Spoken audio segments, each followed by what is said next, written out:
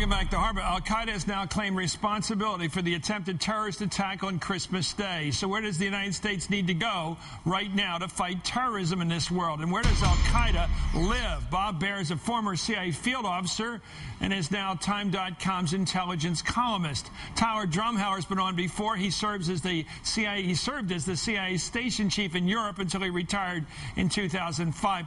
Let me go to Bob Baer. Is this a threat that we face this weekend with the Christmas attempt over Detroit? Is this an emerging threat? I mean, is it fair to say that the threat of this kind of terrorism in the air, for example, is growing?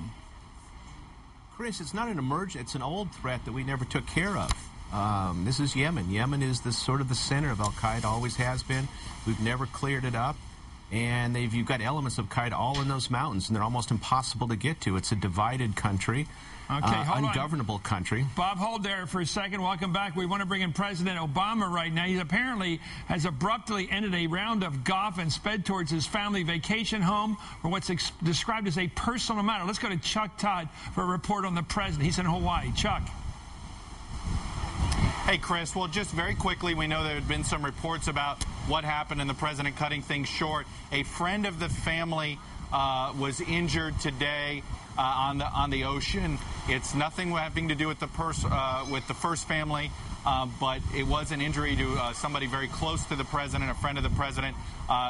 We're not quite clear how serious these injuries are, but there is a lot of law enforcement and ambulance folks around the presidential compound, and of course, anytime that happens, it gets a lot of people nervous and concerned. And so that's the facts as we know them now. First family is fine. The president is fine. But it is a family friend that apparently has been injured. And again, we don't know yet the seriousness of those injuries, Chris. Okay, thank you, Chuck Todd, who's with the president. We'll get more on that as it develops later this evening. Let's go back to Tyler Drumhauer with the question before the country this weekend, and that's who's our biggest threat? Is it Yemen now? And I wonder how this fits into our decision to send 20,000 more troops to Afghanistan. Can we pin down the enemy, or are they everywhere? Tyler. We're having sound problems right now. Let's go back to Bob Barr. Bob, can you hear me? I hear you fine. Bob, I don't think Tyler, I can't hear Tyler. Let me ask you that question. You were saying Yemen's been a problem, but is there a point of a particular concern, or is it Yemen? Is it Somalia? Is it Afghanistan? The Pakistan border? Europe? Hamburg? Even cells within the United States? I mean, where is the enemy? If you had to put it in your head right now, give me a picture of the enemy. Chris, this is the classical guerrilla force that gets up and moves. You send in our military, it's untenable for them. They get up and move to more remote areas. So they've moved to Yemen, they've moved out of Afghanistan, they've moved into Yemen, they've moved into Somalia. They've got bases all across Europe. It's whack-a-mole.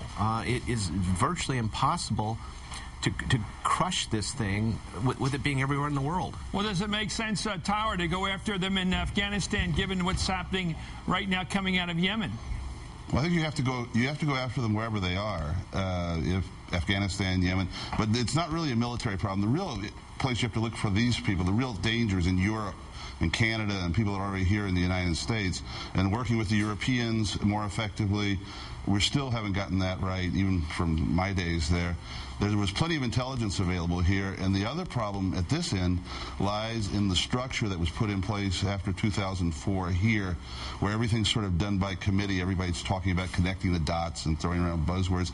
And really, there's no individuals who are really responsible for this. It's all committee. So it's more of a structural problem here, and then figuring out how to work with the Europeans, allay their fears about what we're going to do with the information and our fears about what they're going to do. And that's really where the process can be tightened up. Well, there is a kind of a who's on first base situation. We know that the State Department, the U.S. Embassy in Lagos was informed of this young man's danger to us. We were told, obviously, that the FBI is in charge of taking care of these watch lists and keeping an eye on who we should keep an eye on as a country. And now we realize that the Homeland Security Secretary is out there as the flag catcher over the weekend. Who is responsible, Tyler? You got Janet Napolitano taking the flak. You've got the FBI in charge of keeping track of these watch lists. And it was a U.S. Embassy official or consular officer who got the call from the kid's father. Well, it's technically, if you look at the law, it's the National Counterterrorism Center. But all these organizations have their own counterterrorism centers: CIA, Homeland Security, all these people. And it's not. And if you look at the way the watch list is compiled, there are committees that meet each morning and say who should be on it, who shouldn't be on it, and that's fine. You have to have groups of analysts, but at the end, there has to be one or two people who really are experts on this, who make the final decisions. And we used to do it during the Cold War. We certainly can do it on this. Well, I think it comes down to somebody with a really good intelligence, hunch, and brain like you guys. Let's take a look at Senator Lieberman, who's jumped on this thing. Here he is talking about Yemen. Let's listen. I'll leave you with this thought that somebody in our government said to me in Sana'a, the capital of Yemen. Iraq was yesterday's war. Afghanistan is today's war. If we don't act preemptively, Yemen will be tomorrow's war. That's the danger we face. Well, that's a very aggressive statement, and you might expect it from Senator Lieberman, and it may be appropriate in some situation, but the question is, what does act preemptively mean, Bob? Go into Afghanistan? We're already in there with, over 100,000 troops now. We're fighting. We fought in Iraq. We're fighting. It's not like we're holding back in the war on terror here. Oh, you can't go into Yemen. It's too mountainous, too many remote valleys up there, too many tribes. You'll never get to the bottom of the problems in Yemen. I don't know what he means acting preemptively. The government in Sana'a is barely holding on. There's a civil war going on. Saudi Arabia is worried about its security from Yemen. So it's another, blank spot on the map, Yemen. I don't know what you do about it. It'd take 2 million soldiers to subdue that country. Well, maybe that's what he means. Is there any argument to...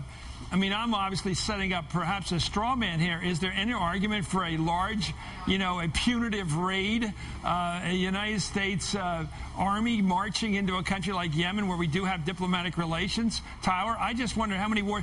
It seems like every one of these situations develop, whether it's 9/11, you get people like Michael Ledeen, the far-out people. Let's attack Syria. Let's attack Iran. Let's attack on all fronts and go to war with every Islamic country now. There's some people who might like the whole pinball machine to light up like that. I think they're crazy, but because that just makes more enemies, more casualties on both sides, and then you got with the East-West.